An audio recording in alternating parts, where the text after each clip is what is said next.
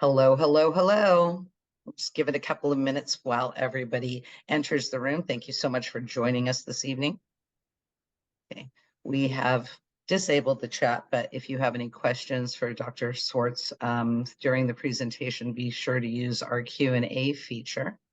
I am Dareth Morrissey with the Orange County chapter of the American Cetacean Society.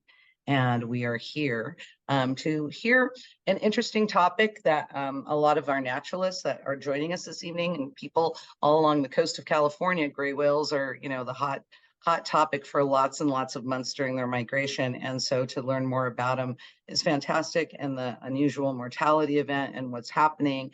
And we've got one of the world experts who even wrote a book. I've got it right here, Lagoon Time. That I think everybody's dog-eared, lots of pages with information and everything. Dr. Swartz, who's went down to the lagoons and spent 6 seasons from 1977 to 1982 studying gray whales, one of the first people to do that and publish widely on it, and has worked for NOAA and the International Whaling Commission and a consultant in the Mexican government, and is just thousands of whistles and bells for all of the time and dedication to an amazing species that we all love and can't wait to hear more about. So with no further ado, may I present Dr. Swartz. Well, thank you. Thank you, Dareth, for that introduction. It's very generous. I also want to thank the ACS Orange County chapter for this opportunity to talk about one of my favorite subjects, and also reach out to everyone with the most current information that we have about the status of the eastern North Pacific population of gray whales. And it's an honor to be here, so thank you. You're welcome. Okay, so I guess I'm in charge now. And this evening again is I'll be talking about gray whales dealing with climate change among the kind of broad brush topic. What I'll do is I'll start off with a little background on our research program in Baja California with the gray whales there, and then we'll try and explain or describe what's been going on with this unusual mortality event for the last 5 years, and then some of the indications of what impact it has had on the population based on the observations in the wintering lagoons in Baja California. And then we'll finish up with, what the heck is going on as best as we can surmise at this point in time. So let me start off with just a quick review. On the left is the map from an LA Times article not too long ago, and it shows the entire range of the northeastern gray whale population. And it ranges from the tip of Cabo San Lucas, and even in some years when the waters cool, the Gulf of Mexico. The Gulf of California, wrong bay, and then up they migrate up and down the North American coast and feed off of the higher latitudes in the Bering Sea, the Chukchi Sea, and even now into the Arctic Sea, and we'll get into that. Although the summer is their primary feeding period, gray whales, if you look at the little chart on the right, all the little purple and green and blue dots show various spots where gray whales habitually or regularly stop and feed on whatever's available. So they're able to find resources throughout their entire range, except for the green at the bottom, Baja California. There's just not much biomass down in those particular waters, but we'll be talking about that as well. We've been working in Laguna San Ignacio since 1977 and 82, or the period of time when Mary Lou and I went down there for the first time, and sort of set in motion a research program that had a hiatus between 83 and in the 1990s, but then started up again in 2006 with the current program, which we call the Laguna San Ignacio Ecosystem Science Program, which has morphed into basically the gray whale research program, focused primarily on Laguna San Ignacio, which you see a satellite picture of there to the right, but it also includes observations, and we have our researchers working in Ojo de Liebre in collaboration with the researchers there that are part of ESA. And then in the southernmost aggregation area is Bahia Magdalena. We have another group of our researchers that are working there. The project is a collaboration with the Autonomous University of Baja California Sur in La Paz, and I am one of the two directors. I'm the U.S. director, and Jorge Urban Ramirez is the director for Mexico. He's a professor of marine science at the university in La Paz. And again, we started this program in 2006, and thanks to a lot of help from our supporters, it's continuing to this day. And that's allowed us to monitor and to document some of the changes that we've seen in the gray whales as time goes along. This is our research facility. The building in the center is actually a laboratory, and we dedicated it in 2015 to Pachico Mayoral, or some of you may know as Francisco Mayoral, a local fisherman who encountered and reported at least the first friendly whale encounter back in the 1960s. Pachico's no longer with us, but his family still lives at the lagoon, and they operate now an ecotourism whale watching company there at the lagoon. So the only facility that's bricks and mortar, but is made of wood, actually, is the building in the center. It's solar powered and wind powered. You see the tents in the foreground are where we all live when we're there. When we're not there, the tents come down. They're stored in the facility, in the building, and we leave only footprints. So we try to minimize our impact on the area. So the topic this evening will be gray whales, Eastern North Pacific, distinct from the Western North Pacific, which is the highly endangered population that's on the western side of the North Pacific, that's viewed around the Sakhalin Island and the Kamchatka Peninsula during the summer months when they're up there feeding. But we're going to be talking about the larger group that's Eastern North Pacific. There are three primary activities I'll go over quickly as to how we get our information. Every 4 or 5 days, beginning in mid-January, we run a boat survey, and we use the same type of open panga or fiberglass boat, outboard driven, that the whale watchers use and that the local fishermen use. In this way, we're not different. We're not making any unusual sounds the whales aren't accustomed to, and we get to blend right in. Allows us to mill around and not be singled out as something that's unusual that the whales may or may not appreciate having around them. So we're pretty common in our acoustic profile and our visual profile in the lagoon. I'm going to try and use this cursor if I can. Over here on the left, we have a depiction of the lagoon. It's 30 kilometers long from the entrance down here in the lower left. And the dotted line is a survey track that we run and have been running since the 1980s. It's the one that Mary Lou and I developed to count the whales in the lagoon, running a GPS course over and over and over again every 4 or 5 days. It gives us information on roughly how many animals are in the lagoon and their distribution during the winter. And here's an example of that. You can see here we have a plot of those weekly counts. January 15th is over here on the left, and we go across through February, March, and into early April here on the right, which is the end of the season. And the colored lines represent the counts from those every 4 or 5 day surveys of whales that we've seen. And a couple of interesting points that we're able to get from this information is, if we look over here at the beginning of the season, we can see that the arrival times shift from year to year. They're never exactly the same. They can be as much as 2 weeks apart when the whales start to actually move into the lagoon. We believe the sea surface temperature in La Nina versus El Nino years has a lot to do with when the animals actually make it down to Mexico. And you can see that in recent years, if I can get my cursor back, the whales have been arriving about 2 weeks later than they did in the previous 4 years over here. Similarly, the high counts, these are single whales. These are whales without calves. These are the breeding males and females. It gives us an idea to compare the maximum number of animals that seem to be arriving and entering the lagoon over the season each year. And you can see those also vary over several weeks, or can vary over several weeks. And there can be as many as 200 or more individual single whales in the lagoon at any one time. Similarly, we see the departure dates can also vary. In recent years, the animals have been staying about 2 weeks longer during late March, early April than they did in the previous 4 years over in here. So this gives us a profile of the dynamic of the number of whales in the lagoon and how they're behaving. So The second major tool we have is photographic identification. A good friend of ours, Jim Darling, visited us our very first year in 1977, and he had already been doing extensive photo ID work off of Vancouver Island with the gray whales up there in the summer months. And he said, you have to take pictures because, you know, these marks are like permanent. And he was absolutely right. So we immediately started taking pictures of whales and have been doing that ever since. And it gives us information from each individual whale animal that we can identify as to how long they've stayed in this area, returning year after year to the same location.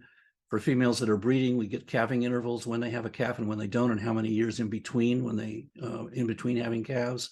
We also compare, as I mentioned, the 3 areas that we get data from, so we can compare movements between areas, as well as looking at some minimum age estimates of the animals in the population. Let's take a look at the first review here. These are the numbers of unique individual whales identified from the photo ID profiles, beginning in 2005 down to last year, 2023. And we can see that, you know, we're averaging anywhere from 200 to 300 or 400 in some really busy years or more of the number of single whales that have at least entered the lagoon long enough to be photographed. They may have left, some of them may have stayed around and been rephotographed. But the numbers for the singles, again, range from the low 200s up to 500 or so. In contrast, we look at the females and calf pairs, which are equivalent to calf counts for the year. And we can see there was a decline beginning in 2006 and 2007. And I'll talk about that from a previous mortality event that took place at the turn of the century. But then the numbers recovered and the calves were running around 200 or a little more, busy year 2015, up until 2017. And then in 2018, there was a precipitous drop in the number of calves that we were seeing in the lagoon. Mother calf pairs, same thing as calves. And this is actually the period of time when the UME began to manifest itself in the breeding populations in the lagoons. Similarly, the photo ID data allows us to see who stays there the longest. If we look over here on the right-hand side, the white and black print, these are number of single whales from 2010 down to the present. And we can see the average length of stay for a single whale, you know, is less than 10 days, basically. There's a couple of high points here, but they're averaging less than 10 days. If they're only seen twice, you know, the first time we photograph them and the longest time between photographs, some of the singles can stick around as long as, you know, almost 3 months. But generally, their average duration of stay is less than 10 days. In contrast, the moms with calves, their average duration of stay is at least a month. And some of them stay longer than that. They can stay almost 3 months. So single whales are moving in and out of the lagoon area throughout the season. Some of the moms with calves come and stay as long as the entire season, and it gives us a chance to rephotograph them over the season each time that we go out and take pictures. Another interesting statistic from the photo ID is that with females with calves are the highest returnees. In other words, we've seen 34% of all the whales we've seen of the 1,308 that we've documented in recent years, 34% have returned for more than 1 year, whereas at the single whales, we only get returns of up to 9% of 3,000 or more animals. So there's a lot of turnover or rotation or replacement with the single whales each winter season. Again, the moms with the calves seem to come back to perhaps a favorite spot, a comfortable spot, or maybe a stop along the way as they migrate up and down the Baja Peninsula during the winter months, but they do come back. And then also we get breeding histories. So we can see in this here graphic, every 2 years is when a gray whale theoretically could give birth to a calf, and then the year resting period in between when they conceive, and then the following year will give birth to a calf again. So the regular cycle would be every 2 years. A lot of times they miss a year for one reason or another, and so the cycle is more than 2 years. And so if we look at these, where'd my cursor go? Here we go. Here's a classic 2-year cycle: calf, no calf, calf. Then we had a calf, unknown, but then don't know whether it had a calf. The animal wasn't seen. So you get these cycles. Here's a 2-year gap between calves, and then so on and so forth. Here's a 3-year interval between calves. So Mary Lou took the data from our original study, 77 to 82, and based on 60 reproductive histories from 60 females, she calculated 2.25 years is the average interval between calvings in those days. Updating that from 2005 to 2017 with a much larger sample now, the calving interval has increased about 2.4 years. So it's gotten a little longer for them to reproduce, but they're still reproducing. But this is very valuable information for looking at the health, the reproductive health of the population as a whole. So I started off saying that we took pictures in those days. Some of you may recall what photographs on film were like. We had folders and folders of this stuff, and we were tired of hauling it around, so we digitized it all and sent it to Sergio Martinez, who's our photo ID curator, and he found matches with some of those pictures that were taken back in the 1970s and 80s with whales that we're seeing currently in the lagoon. So if you do some of this math, it's kind of fascinating. Here's an example of a female. It was first photographed in 1977 as a mom with a calf, and then in 78 as a single, and then here's the regular cycle again, mom and a calf 2 years later, and then single in 80, and then a mom and calf in 81, and then a single, and so on. She was re-encountered over the years, and most recently in 2019. So for her to have a calf the very first year, she had to be at least 6 to 8 years old. And there's a 45-year interval between the first sighting and the 2022 sighting. So the estimated age of this animal is somewhere between 51 and 53 years. I was amazed that we still had whales that were that old coming back to Laguna San Ignacio from the 1970s and 80s to the current period, but they do, and it gives us a chance to look at estimated minimum age as well as returning. Whoops, lost my slide. Let me come back here.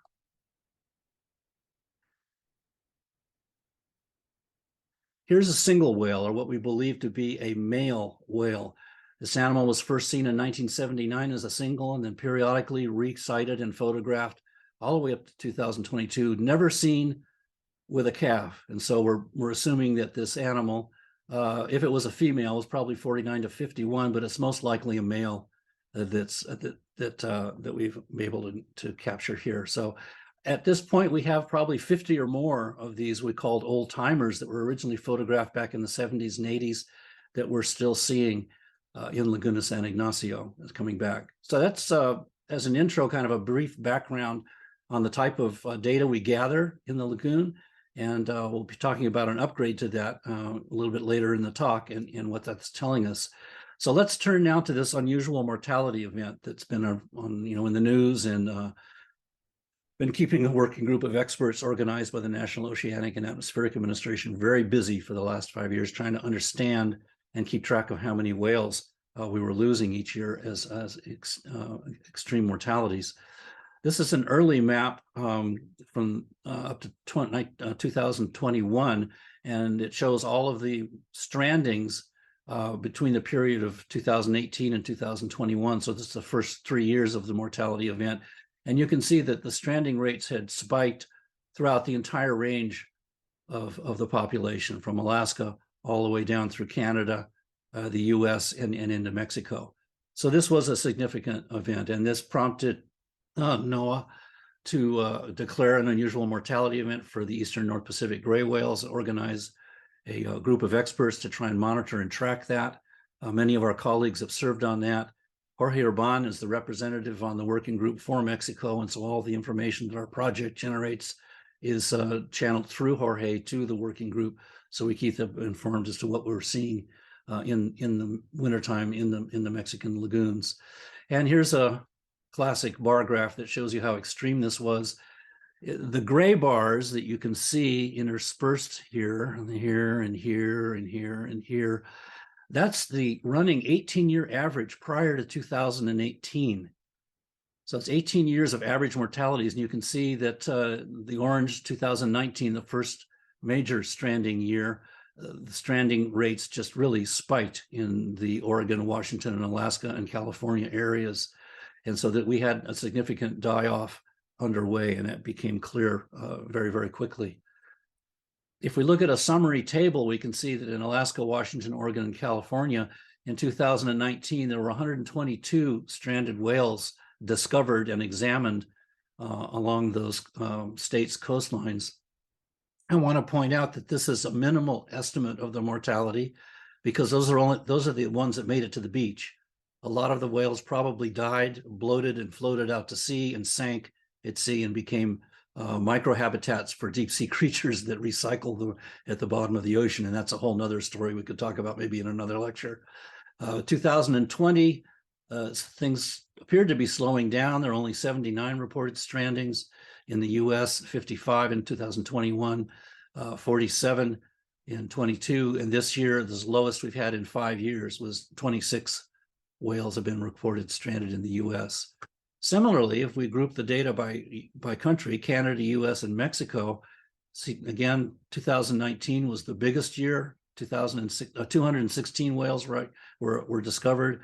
And then the following year, 172, and the rates slowly ratcheted down to 2023, again, the lowest stranding rate we've had in the past 5 years. And this is a sign that perhaps, well, one of two things, or at least one of maybe two things. One, the mortality rates are slowing, which means the UME and whatever's driving it is slowing its impact on the population, and or we're running out of whales. There are fewer whales in the population, and so we're seeing fewer deaths and fewer strandings, and only the future will tell us which of those choices or something in between or some other scenario is actually what's going on. This is obviously an active area of research.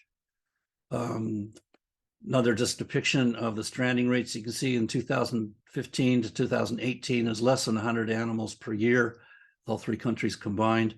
And then there's the spike in 2019, 2020, 21, and 22, again, slowing of the mortality rates, which we're hoping means that the end is coming.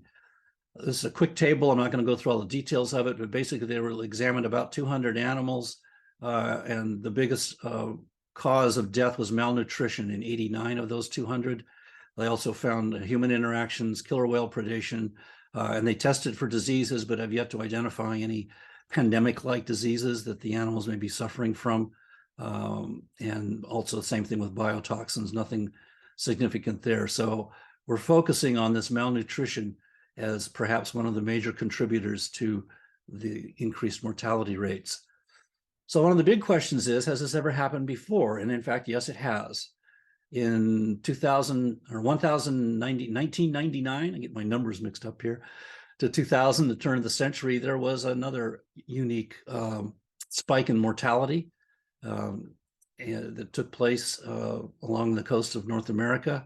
And the population did suffer a decline of about 30% at that point from that one. So it has happened before. This is the first UME that was well documented, the second being the one that we're currently in. But if we look at the estimates of the population that have been developed by National Oceanic and Atmospheric Administration, both the Alaska Center and the Southwest Center have kept these surveys going.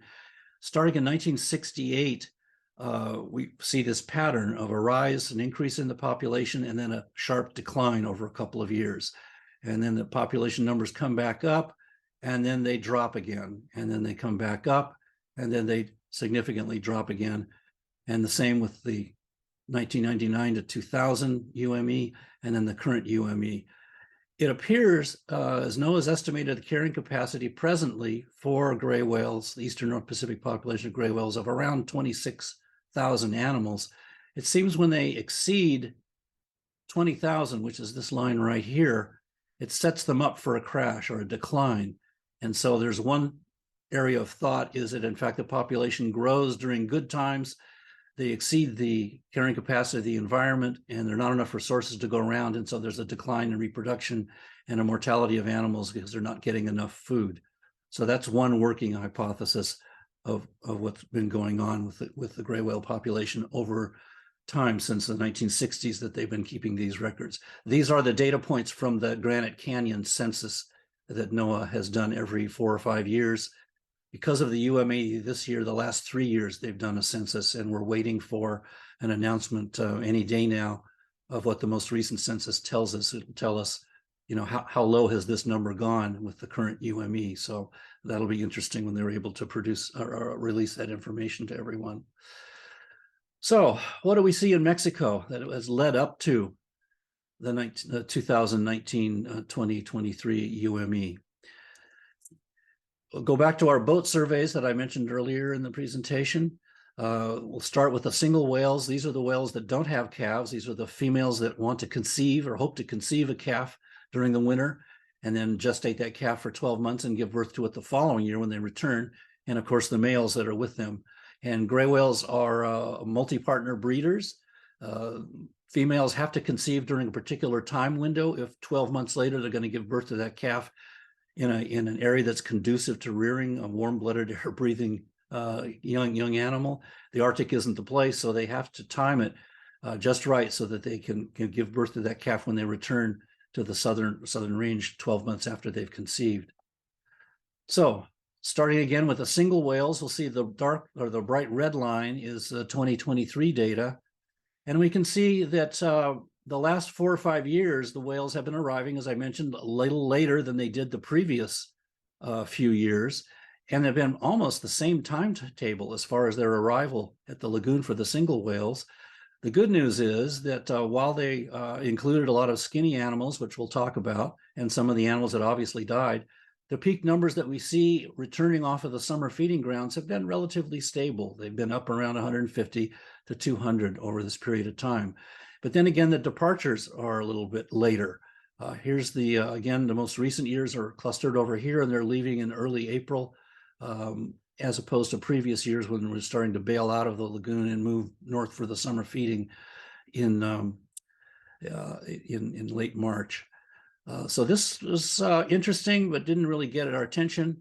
But what got our attention were the counts that we saw of the mother and calf pairs. And so here's what we were seeing over the same time periods. If you look at the legend, okay, over here with a red line again being 2023, we see that before 2018, it's not unusual to have anywhere from 60, 70, 80, or even up to 100 or more mother-calf pairs counted during the gray whale season in Laguna San Ignacio.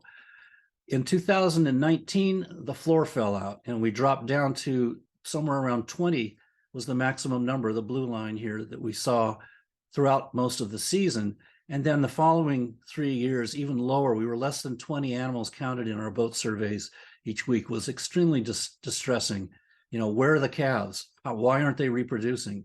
Are they not able to conceive? Are they nutritionally stressed, or is something else bothering them that prevents them from bringing a calf to term? These are all questions that were going through our minds at this point in time. The good news, again, and I'll mention and I'll repeat, is that the 2023 counts for the first time came back up above 20 animals in our surveys, and we even got up to almost close to 40 during the latter part of the season. So that was, again, an indication that we might be seeing a slowing of the mortality event and a recovery of the reproductive capacity of the population. Okay, so the numbers were getting our attention, particularly the counts of calves in our surveys. The next thing that got our attention were what we call skinny or flacco whales. Now, a normal healthy gray whale is what we should see each winter, because they should be coming down to the winter range after feeding all summer, so they should be as fat as they could possibly get after packing in tons and tons of invertebrates which they feed on. And so this is a picture on the top here of a healthy gray whale, and I want to draw your attention to the profile along the back. It's nice and flat and smooth, and the whale looks kind of pudgy, okay? Compared to that, what we started seeing were skinny whales. Here are the blowholes of this whale. This bulge here is actually the base of the skull. All of the fatty tissue behind the skull is gone. And we see these ridges on each side, left and right. Those are the scapula, which are not visible in a healthy animal, but are protruding out of this skinny whale. And then along the dorsal ridge is the spinal column, which is extremely prominent now, with all of the flank fatty tissue is gone. And that's all the energy reserves that the whales rely on to feed, to fuel their migration. Because in the winter months, there isn't the food in the southern range that they have in the higher Arctic, higher latitudes, So the food isn't available, they can't feed, there's nothing to eat, and so they don't. So they're living off of that body fat that they acquire over the previous summer feeding. If they're arriving in Mexico looking like this, they're going to run out of gas. And so right away we saw a potential contributor to the mortality event. So our crack scientists got to work. Randy Calderon took the data from 2008 and 2011, the photo ID data, and looked at the number of skinny whales, the percentage of skinny whales that were seen during that time period. Florizar Razon looked at the period from 2017 to 2021. Again, looking at the percentage of skinny whales that we were finding in our photo ID samples. And Minerva has taken the data from 2022 to the present. And this is all under the direction of Sergio Martinez, who's our chief photo ID guru and data manager, as well as our field chief in the lagoon. And so what they did was they took the boat-based photo ID pictures. These are, surface pictures, lateral pictures of the left and right sides of the whales, and they scored them using a technique that was developed by Amanda Bradford for the endangered western gray whale population, and they adapted it to the gray whales in Mexico. And what they basically do is they take 3 regions of the body, what's called the postcranial region. I showed you that loss of fat on that example sample previously. They looked at the dorsal area, the dorsal ridge area, and to see how pronounced the spinal column is. And then they looked at the scapular area to see if there was the protruding edge of the scapula through the skin. And then it gave scores to these. 3 was a good condition score for each of these 3 areas. 1 was also a good score or passable, and 2 was acceptable as far as it goes. When they start to get scores with those areas all in the 1s, we've got what we're calling a skinny or emaciated whale. And so here's the kind of information that we're getting. Again, at the top, I'm sorry, these are not all pointing the same direction. This animal is moving from left to right, but there's a healthy whale there. That's a healthy condition. Here's an acceptable condition, which you might expect to start to see some of the loss of this body fat after a winter of non-feeding in the wintering range. And then the skinny whale, here's the head, the blowholes, all of that body fat behind the skull is missing, and we're starting to see the flanks concave instead of convex the way they should be, and that would be the skinny whales. So follow me here. In 2008, Randy was looking at the data from here to 2011, and the poor condition single whales were running 6-7% during that period of time. Then in 2018, we saw a slight increase of up to 8%, but then it jumped significantly in 2019 to 23 at almost 24%, 30% in 2020. In this figure, I had to take and add this in 2021, we had 24% skinny or emaciated whales, single whales. 2022, 19%. The good news again in 2023 is it has dropped down to almost 9%, which now is looking more like the years prior to the mortality event. So again, this is one more indicator that the whales may be turning the corner on the emaciation, the skinniness, the lack of food that they've been able to find. So those are the single whales. One of the conundrums with this was that the mothers that had calves were all in pretty good shape. There are very, very few poor condition females with calves. So if the single whales some of the single whales, up to 30% of them, are suffering from lack of nutrition or loss of body fat and becoming emaciated. What's the deal with the moms that have calves? We're looking here that in 2008 it was 0%, 2009 0%, 2010 and so on, and in 2011, and then again up in 2018, we started to see a few emaciated females with calves, but not that many, only 2%. Again, 0%, 6% in 2020, 0 in 21, 0 in 22. In 2023, we started to see a few more emaciated moms with calves. At this point, we're concluding that these females knew where to go to get enough food during their gestation and during their pregnancy, and they were able to bring their calves to term and birth them successfully and still have enough body fat to nurse that calf and make the migration both south and north. So this is a select group of females, although low in numbers, as I showed you from the count data seen in the previous slides. they were somehow finding their way to get around whatever was, affecting the single whales that were having all the problems nutritionally.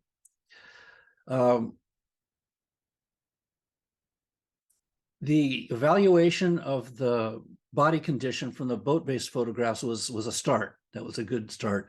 But evaluating and scoring those photographs admittedly has a certain amount of subjectivity to it. And we have a group of researchers staring at the same pictures, and they have to come to an agreement on it's a 1, 2, or a 3 score.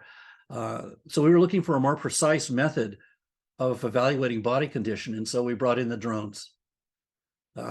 Technology is a wonderful thing. This is the greatest advancement we've had in studying whales since the conversion from film, ectochrome, and Kodachrome to digital photography. It's that important, and it's made that significant of a difference.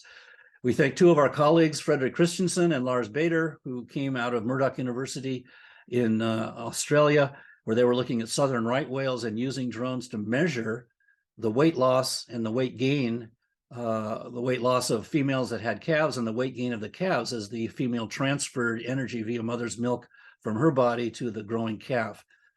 Brought that technology to Laguna San Ignacio, or Fabian Rodriguez from La Paz and Fabian Vavetir from France. The 2 Fabians, Fabian Uno and Fabio Nu, continued to apply this technology to the gray whales of the lagoon, and most recently Fabian is continuing to do it, and he's joined by Hob, who's been doing continuing the drone work, the body condition evaluation using the drones up until the present. So here's the kind of imagery that they get. On the top, we've got a healthy, normally looking shaped gray whale, okay? Below that is a skinny or flacco whale. It's not the same individual. These are different individuals, but I picked them out just to show you the extreme difference. We have the classic hourglass shape here of a healthy, fat gray whale, and then here we have a skinny whale. You can see the scapular ridges here along where the flippers are, the concave flanks, and the distinct protruding spinal column, and just an overall shape. It looks kind of almost like a pregnant guppy or something, because the animal's lost all of its body fat in its flanks and in its sides. So what they do with these photographs is they take a nice sharp digital photograph and they divide it up into 5% sections. Okay, and they do that with the dorsal pictures like this, as well as the lateral pictures like this. And then they do a little simple geometry pretending that the whale is a cylinder, and they calculate the volume, which then can be of each section, each 5% section, and then can calculate what the mass of that is and sum them all together and get the mass, estimated mass of the whale. And that's the females, and also we do that with the calves. And so what we see, if we look at this particular graphic, is that this horizontal line on the scale here of 0 is the average condition index based on those calculations for all of the samples of all the whales that we've measured. Okay, so that's stay still. That's the average right there at 0. So we'll look over here at adults arriving at the lagoon. We see a declining trend as the winter goes along. They start out above average, which you'd expect coming off of a feeding summer, and then they're using up their body reserves, their fat reserves, and their condition index is declining throughout the entire season until they leave at the end of the season. Okay, the same with juveniles. They arrive. The juveniles are still young enough; they're not quite fully mature physically, but they start off at least on the average condition index, but by the time the season's over, they've lost condition, okay, or lost weight. The calves, on the other hand, start off either just below at birth, below the average condition indices, but as they're feeding, being nourished by their moms on mother's milk, which is 60 or 70% of butterfats, one of the richest mammal milks that we know of, they gain weight, and so their condition index increases as the season progresses. And that comes at the cost of the moms, who start off nice and fat. As I was telling you, the females that did have calves seem to be quite healthy, even during the UME. But as they nurse their calves, their body condition indices starts to decline, and that means they're going to have to migrate again with the calf back up to the summer and do the feeding rounds. I want to mention the indice here of 0.3 and lower and higher, minus 0.3 and minus to 0.5. These are the condition indices based on measurements of dead, stranded, emaciated whales. So when you get to this point down here, minus 0.3 index enumeration, these guys are heading toward death, basically, if they can't get some way to turn that around. So this gave us an insight into the lack of sufficient body fat, aka energy, to keep these animals going during the winter months, coming from the measurements from the drones. We published on this in 2021, where we basically were able to postulate that poor condition was one of the major contributors to the UME that we were experiencing during the recent years. And poor condition comes from either a lack of food or food that may be available but inaccessible to some of the animals because it has changed location, or environmental factors may have influenced the availability of that food. So this is a work in progress. We're actually working up the data now through 2023, and there'll be another paper coming out in the next year that tries to move the next step of analyzing exactly what's been going on. So what is going on? Well, as best we can tell, the primary production in the Arctic has been shifting, has been changing due to climate change factors. This is a 2006 science publication by Jackie Grebermeyer and her colleagues. And I'll just read you this first line. It says, until recently, the northern Bering Sea ecosystems were characterized by extensive seasonal sea ice cover, high water column and sediment carbon production, and a tight pelagic benthic coupling of organic production. Okay, this is the basis of the Arctic food chain, the summer primary production boost or boom that comes with longer and longer days till you have 24/7 sun, upwelling of rich, mineral-rich, nutrient-rich seawater, coming from the deep ocean to the surface, being driven by the surface winds, and that's mixing with the ice melt off, the freshwater input from seasonal and permanent sea ice that melts in the summer months. Okay, so that was one of the indications that something was going on with the northern ecosystem with regards to its oceanography. In 2020, Huntington et al. And his colleagues published a similar or added more fuel to this fire that ecosystem change was underway at a very rapid pace. They basically said the high productive northern Bering and Chukchi marine self, that's gray whale, historic gray whale feeding area, has long been dominated by strong seasonality in sea ice and water temperatures, extremely warm conditions from 2017 to 2019, including the loss of sea ice cover across portions of all the regions in all 3 winters, were a marked change even from other recent warm years. And the biological indicators suggest that this change could alter the ecosystem structure and function. So here's some more evidence that something may be was affecting the availability of food for gray whales and other species as well. So Sue Moore and her colleagues summarized it kind of as this. With regards to sea ice, in recent years, 2007, 2012, 16, 2020, 20, we've seen retreats of the unseasonal retreats of the winter sea ice. We've seen a loss by area of 50% and 75% in the Bering Straits. And then the winter sea ice loss near the Bering Straits in 2017, 2018, and 2019 was a real surprise, was really extreme. Where there was supposed to be ice, there wasn't, okay? So that means no melt, no freshwater input. We're talking about heat, water temperatures increasing. We're talking about unusual and extreme storms in the higher latitudes, and advection, or water moving through the Bering Straits from the lower latitudes and moving into the Arctic areas.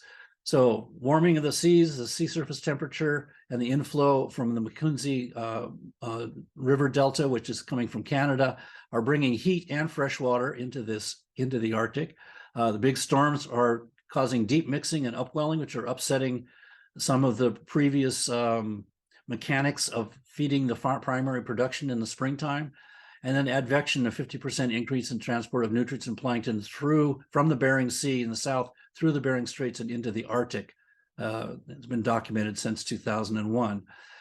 And then here's kind of the impact of that. The primary production has increased. That is the phytoplankton, that's the primary production, not the macroplankton.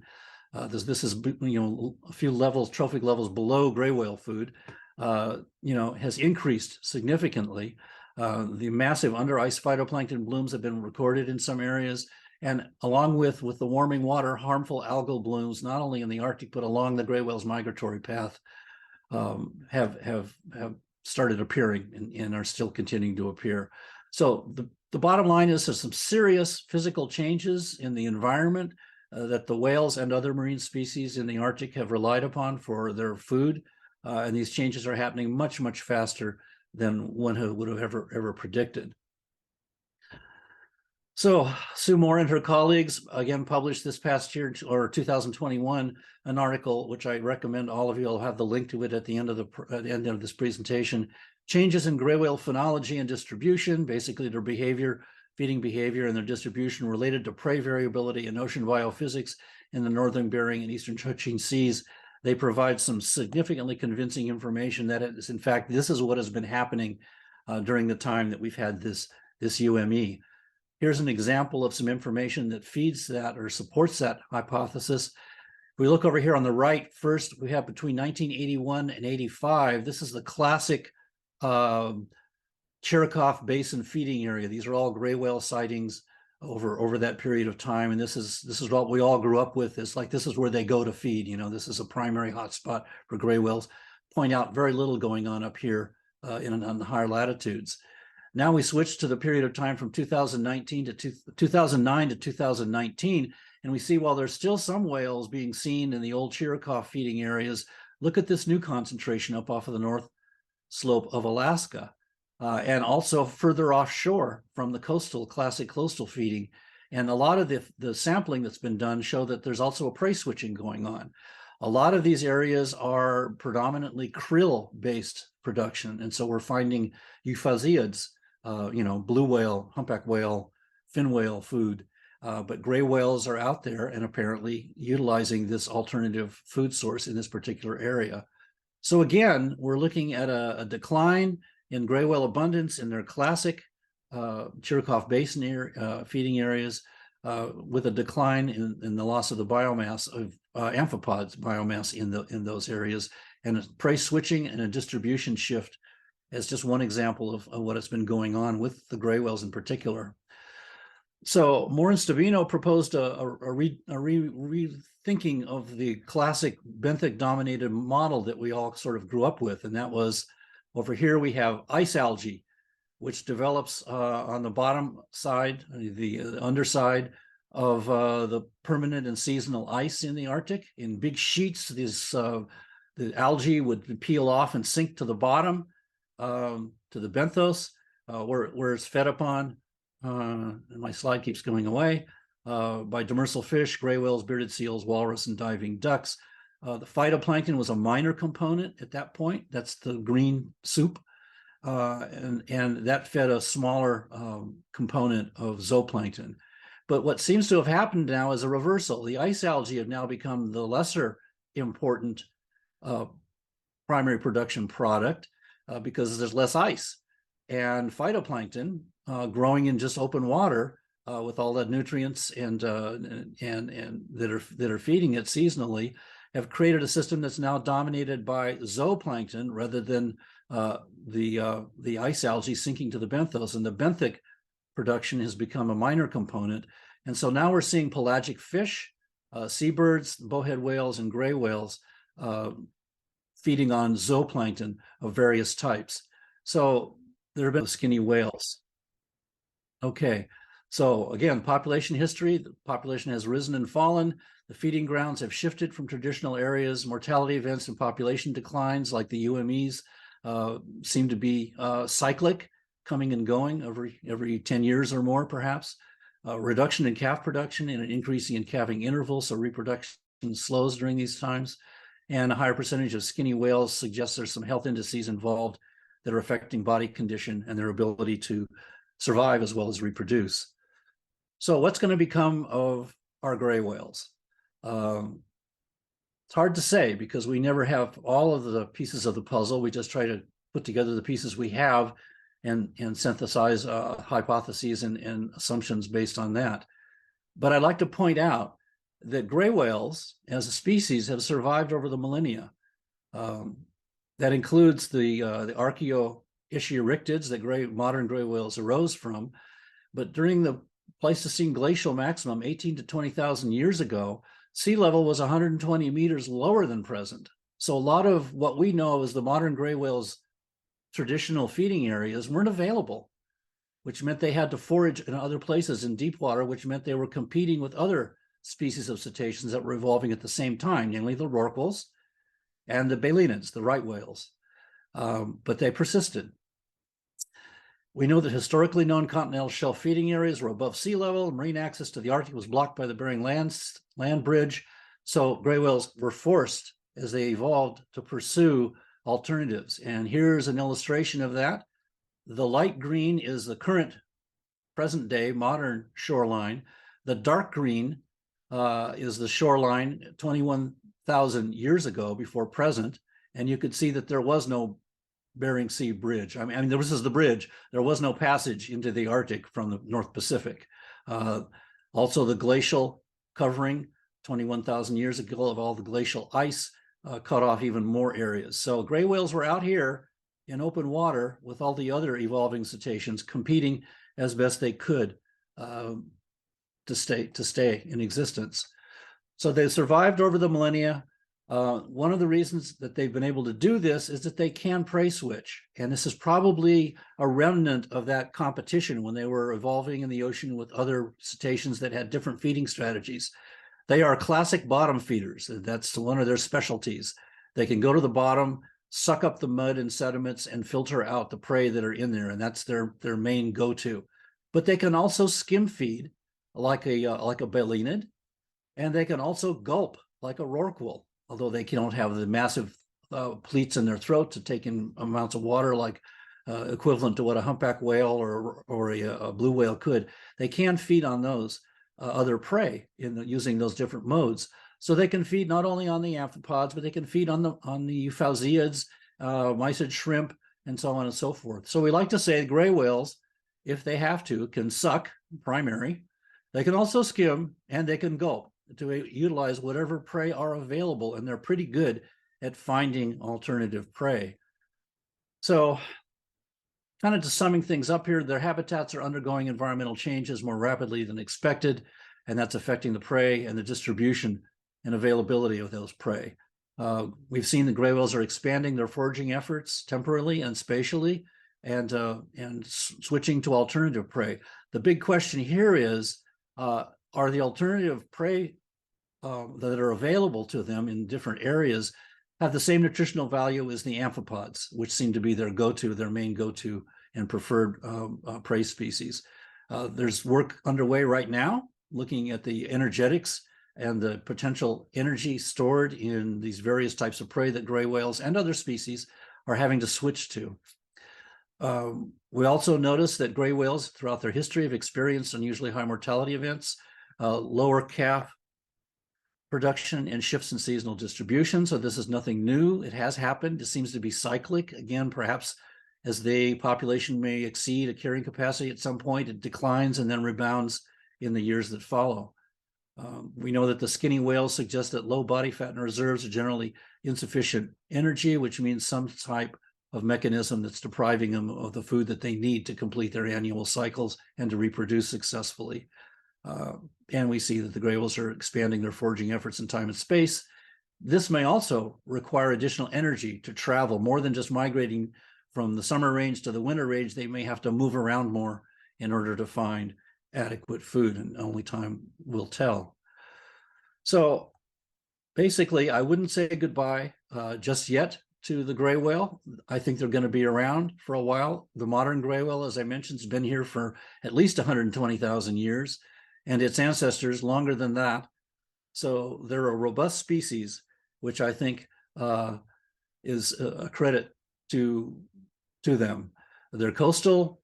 They have generalist, flexible feeding strategy that's been shaped by living in, I don't know why my thing keeps bouncing here. Sorry for that. It's the result of evolving in a very, very dynamic coastal environments. They're responsive to feeding opportunities throughout their range and can forage and change their methods. But the good news is in 2023, with regards to the UME, we see less mortality, fewer skinny whales, and a higher increase in calving rates. So that's all encouraging news, and we're going to continue to keep our eyes on them, continue to generate the survey data, and see if in fact they've passed through the worst part of this UME and are now well on their way to recovery. So we'll keep an eye on that as the future goes. All of this is made possible by a wonderful community of sponsors that believe in what we do in Mexico and support the work that we do. And we feed all that information via our websites, published academic papers, because we are academic geeks. So we do publish in the literature and giving talks like this. And again, I want to thank ACS Orange County for this opportunity to address you all. The biggest thanks go to our students and our colleagues, our researchers, because they do all the heavy lifting, they do all the work and make all of this stuff really, really happen. If you'd like to try and support our program, if you believe in it, please visit our website. Everything we've ever done is all available in printed media on the website, as well as videos and lectures like this one. So I encourage you to go there, and I encourage you to consider supporting us as well. And with that, let's see if we have some time for some questions. Thank you so very much. We've got a few questions in the chat. And so I'm not sure if my brain cell popped at the wrong time, but the current numbers that they're thinking for this population are, did we lose 30%? That was the earlier UME, and that was estimated between following the year 2000, the population estimates had declined significantly. What we have right now are two papers that were published by Tomo Oguchi out of the Southwest Fisheries Science Center. And it looks like between 2020 and 2022, I believe, the population went from around 25,000 down to 16,500. So that's a major decline. That's why NOAA did another census this past year in 2023, and we are eagerly awaiting for them to finish that analysis and let us know who's left. How many whales do we have that can rebuild the population over time, assuming that they've gotten past this, whatever's been driving, all the factors that have been driving the UME, with nutritional problems being one of the leading suspects. Right. Rita Robinson said the big question, her comment is whether the alternate prey are also going to fall prey to the same environmental anomalies that are affecting the whales exponentially due to human pollution, which is an abnormal natural disaster. Point taken. Yes, something to be considered. And then Dennis Kelly. Hi, Dennis. Dennis. He said, could you talk about Atlantic sightings of gray whales, please? Okay, quickly. I said gray whales are good at foraging, good at finding things. With the opening of the Northwest Passage, we've had three actually now, of gray whales showing up in the Atlantic. Wow. They managed to make it through in the summer months. At least three animals, probably more, but three have been photographed. One was photographed in the Mediterranean off of Israel, hung around for about 6 weeks and then was never seen again.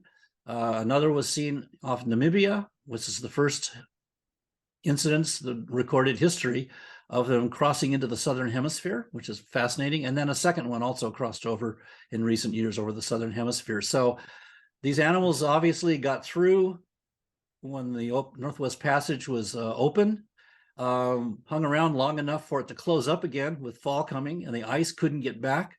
So they did what a good gray whale should. They turned around and went south and looked for a lagoon. And this one animal, at least, found the Mediterranean, said, it looks like a pretty good lagoon. Let's go in there. But apparently didn't play out. The animals were photo ID'd. When we're unable, ourselves and other gray whale researchers were unable to match them with any known photographs of gray whales that are existent today. So they probably, and they all looked pretty emaciated at the time that they were sighted. So we probably lost those individuals. But the point is, they will search, they will seek, they will explore. That's part of their nature. Yeah, wasn't there one sighted off Hawaii just a year or two ago?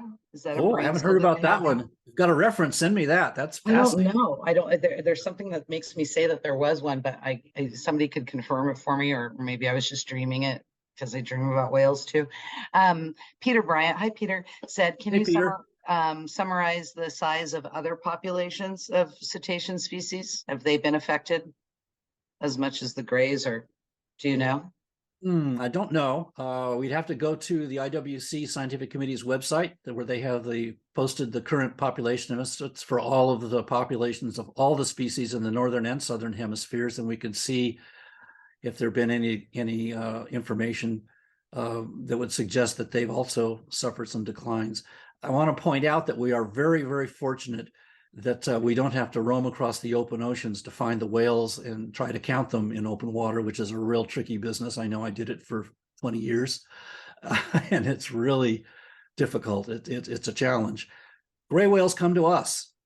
All we have to do is go to where they aggregate in the winter and where they migrate past like Granite Canyon off of Monterey or close to Monterey and count them. Okay, so it makes life a lot easier. Still complicated analyses, not to belittle it, but they come to us. We don't have to roam around looking for the gray whales. So that's where we have these really great long time series that allow us to look at trends over multiple years, over decades, that we don't have for many other species. So we're fortunate that this particular animal's behavior lends itself to enumeration, if we want to say.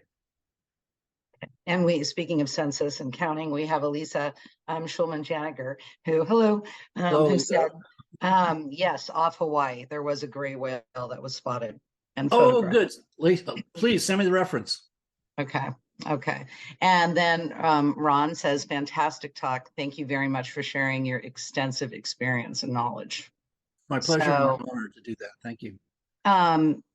Anonymous attendee, are there any plans to use AI in the future of whale monitoring? Artificial intelligence? Yes. Yeah, I'm familiar with the term because every time I turn on our TV to watch a show or log onto the internet, AI is suggesting all sorts of outrageous things to me, either to buy or to purchase or to improve my physical condition. I'm not sure. I think AI, as it evolves over time, could really help us with photo ID identification, and from that, another avenue of enumeration. Right now, we have some software programs. They're still relatively primitive, but they can take a few thousand photographs and give us, the best 10% likely matches. The rest of the final matching has to be done by the human eye and the human brain interpreting those. So there's still a gap there. And as these databases grow over time, any sort of automated help we can get would be quite welcome. So we'll keep our fingers crossed and hope that AI can back off on the commercial products and help science a bit. That would be nice. Peter had another question. What about the Western Pacific population? The Western Pacific population is still hovering, again, according to IWC's records, around 300 animals. We do know from radio tagging that was begun by Bruce Mate at Oregon State and his colleagues, his Russian colleagues, and then from photo ID matching with throughout the entire range, and especially in the Mexican waters, the wintering areas, that some of those Western whales migrate for the winter eastward along the Aleutian Shelf and then join the northeastern population and end up in Mexico. And we've had probably 80 or more individuals, including some females with calves, come over, spend the winter in Mexico, and then return to the waters off of Sakhalin Island in Russia in the west. It's not to say there still aren't, if you want to call it pedigree Western gray whales, there probably are, because they occasionally strand in Japan and China and Korea, but there are not very many of them, and their reproductive rates are quite low. So they're still around, but compared to the northeastern population that used to number in the 20s of thousands, now apparently has been reduced as the result of this UME, the most recent one, but still is there and still in the thousands of animals.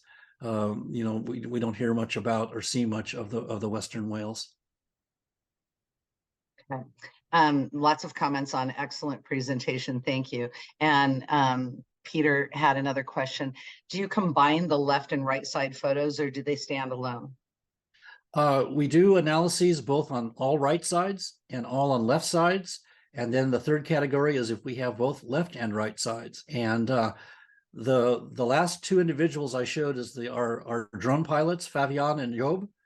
Job is working on his master's thesis where he's combining the two techniques. He's taking and using the aerial photographs, photogrammetry, that shows both sides of the whales, and then using software to match the left and right sides of the vertical or the horizontal boat-based photographs. And what it's ending up doing is it's helping us correct our databases. We've made mistakes over the years. Well, we've only been doing it for 17 years now, so, or longer if you want to go back to the early days. But we're able to clean up some of the misidentifications in the database, and that means we can turn the crank on all of those analyses that are based on those with this new approach of using the drone photography, the photogrammetry taken from above to match up the photos of left and right sides. So yeah, that's been a recent advance. Again, technology is wonderful when it helps you. This is a real help. That's fantastic. I know I asked you, I was wondering if it made it on the New York Times bestseller list, because it should, but maybe it's just preaching to the choir. You said that you printed 4,000 copies and you're down to 500. Where can people purchase this book? You can get it on Amazon, or you can go to Laguna San Ignacio on a whale watching trip and see the whales, see the lagoon, which is a marvelous place, a magnificent ecosystem, meet some of the local people. And we make copies of it available to the ecotourism camps there, so you can purchase a copy. And if the author's in residence, you might even, coerce him into autographing it for you. So that's one way to get the last few remaining copies that are around, because again, there are not many. To replace it, we're doing a new book. It's a book of 4 essays coming from 4 different individuals with different experiences with gray whales and the lagoon itself over time. Everything from a poet to a federal conservationist to a scientist like myself. It'll be published simultaneously in Spanish and in English. And we hope to have that new book out as a fundraiser for our project. It's about a year from now, probably the summer of 2024. It should be out. Well, that's fantastic news. That's really great. Hopefully everybody will go and visit the lagoons and first of all, go and visit your website and donate some money to keep this important and critical research continuing for more decades to follow. And I think if we've got some thank yous in the comments, and thank you for this opportunity. And oh, here's one last question. It seems many gray whales have subtle color differences. If there's an injury, they seem obviously different. Are most gray whales subtly different from each other? We've seen natural coloration ranging from the darkest slate gray with a very muted kind of marbly pattern on it to almost albinos. In fact, we think some of them might be, but there's always some pigment around, so they're not true albinos, but very, very light colored whales. So they have, in general, they're born with this slate gray color, different locations like birthmarks. Well, they are birthmarks, will develop into white patches or orange patches or streaks or whatever as the animal matures. In the first 2 or 3 years of life, a calf, for example, that's born slate gray completely changes its appearance. And that's why we have a very difficult time re-identifying calves of the year to see if they've survived and if they've come back, because their physical appearance and their size, of course, has changed so drastically. Over time, they get scars. They have injuries, they're bottom feeders, they scar up on rocks. Unfortunately, a few of them encounter propellers of boats while they migrate up and down the coast, and that leaves a scar. And then, of course, the orcas, their #1 predator, will leave rake marks, the classic parallel rake marks. All of those scar tissues are white. The pigment doesn't regenerate. So over time, they accumulate white scars that add to this marbly pattern that's natural for them. Also, the barnacles that are species specific to the gray whale, when a barnacle dies, it leaves a little round white scar. So they get peppered as they get older with dead barnacle scars, for them. So all of that combines to provide a very rich data field for photo ID. Helps us tell them apart, because you'll never find 2 that are exactly the same. And all you need is a good digital image, and you can identify that individual. Wow, that's fantastic. And Elisa in the Q&A put in the article that it was Quijol Kiahole. I'm saying it more Spanish than Hawaiian. I just have to do an in there someplace and I could do it. February 2nd, 2022. And Robin Baird, who is our guest speaker next month, by the way, published his research note on it. And there were 2 gray whales sightings off of the Hawaii island, the first records for the Central Tropic Pacific. And there's a journal article on that too. So I'll make sure I copy you on that if you haven't written that down. Yeah, that'd be great. Thank you so much for that, Alicia. I appreciate it. And I told you, they like tropical areas. Yeah, they're explorers. Move over, humpbacks. Yeah. Well, we had a beluga, too. So who knows? That's right. That's right. I remember that. Things are strange in these lands, with climate change. So thank you again. I know we had a lot of hearts and goodbyes before, but we had more questions and everybody hung out to hear, more from the experts. So thank you so very much. And go to the website, donate money, purchase that book. There's only 500 copies left on the planet. And then we look forward to your new book and more research from you in future. Thank you so very much, Dr. Swartz. It's been an honor to talk with everyone. I really appreciate the opportunity. Thank you. Okay. And now go to bed. I know you're on East Coast time, so we appreciate it. Yeah, it is late here, isn't it? Yeah, it is. Yeah. Okay. All right. Thank you so much, everyone. Have a great night. Thanks for joining us. Bye-bye now. Bye-bye.